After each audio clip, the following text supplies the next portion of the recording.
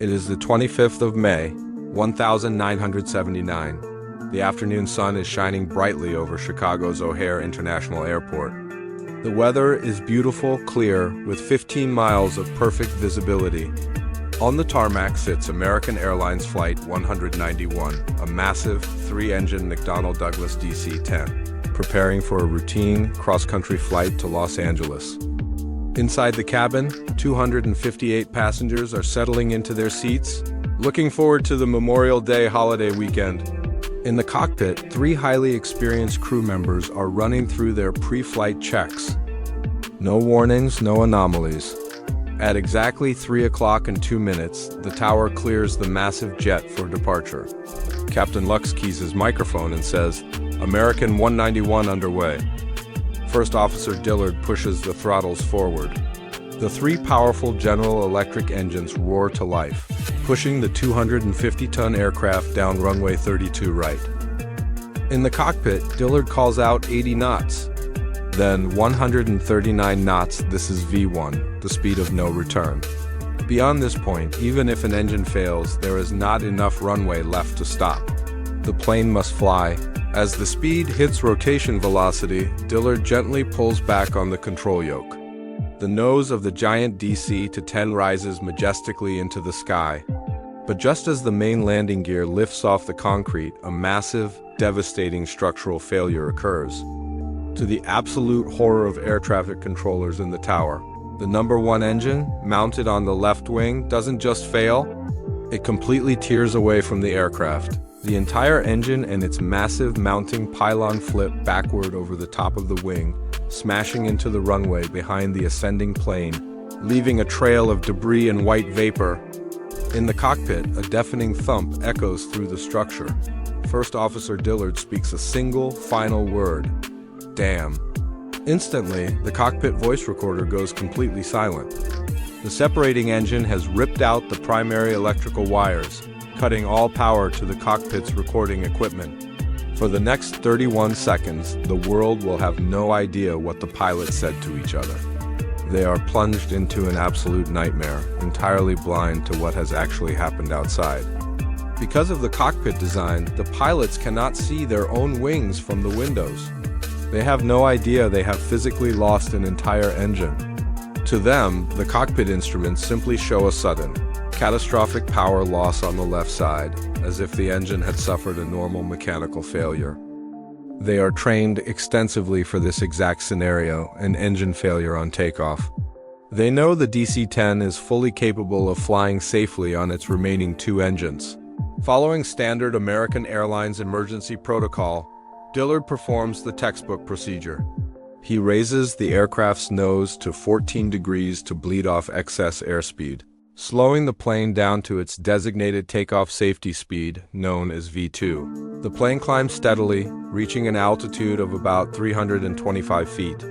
From the ground, onlookers see a terrifying sight: a steady stream of fuel and hydraulic fluid spewing from the left wing like a white mist. What the pilots do not know, and have no way of knowing, is that when the engine broke away, it ripped out a 3-foot section of the left wing's leading edge. Crucially, this severed the vital hydraulic lines controlling the leading edge slats. These slats are aerodynamic devices on the front of the wing that provide extra lift at slow speeds. Without hydraulic pressure to hold them in place, the massive rushing air currents push the left wing's slats back into their retracted positions. The right wing, completely undamaged, still has its slats fully extended. This creates a hidden asymmetrical trap.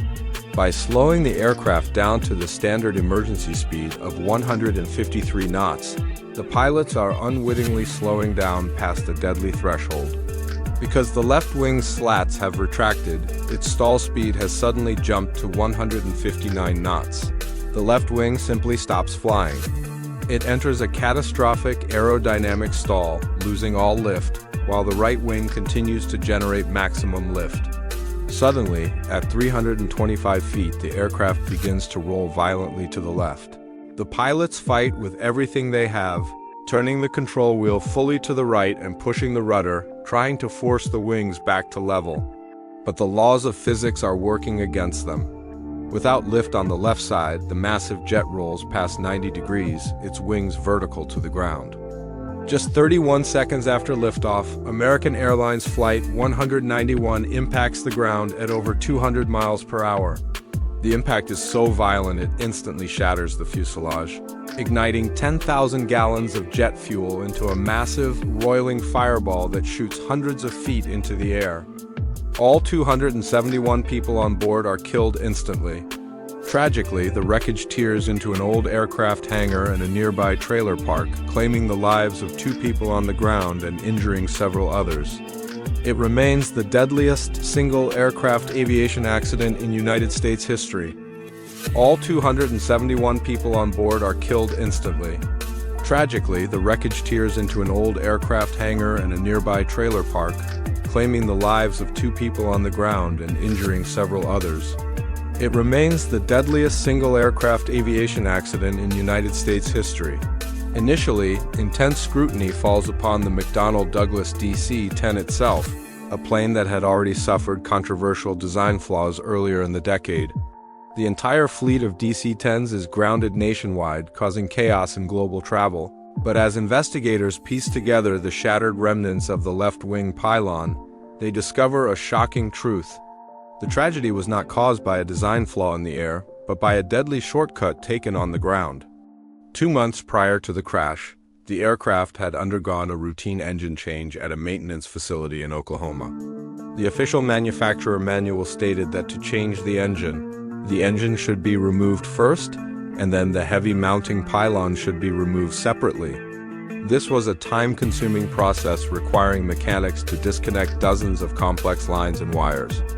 To save time, mechanics used a forklift to remove the DC-10 engine and pylon as a single unit, accidentally striking the wing and causing a hidden structural fracture. Over 2 months of routine flights, that microscopic crack grew until the entire left engine tore completely free from the wing during takeoff. The falling engine cut power to critical cockpit instruments, blinding the pilots to an impending stall as they followed standard emergency procedures.